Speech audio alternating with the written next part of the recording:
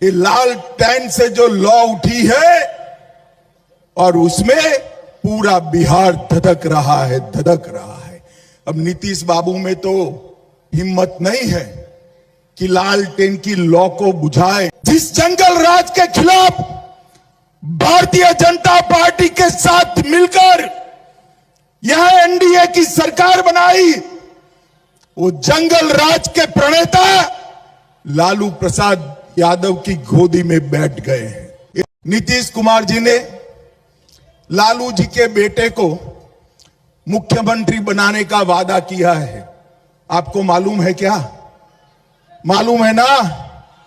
मगर आपने बता देना चाहिए कि भाई हम इस तिथि को उनको मुख्यमंत्री बनाएंगे और फिर से जंगल राज, पूरा जंगल राज, आधा तो आ ही गया है, पूरा जंगल राज प्रस्तापित करेंगे। ये जदयू और आरजेडी का मेल जो है, ये अपवित्र गठबंधन पानी और तेल जैसा है।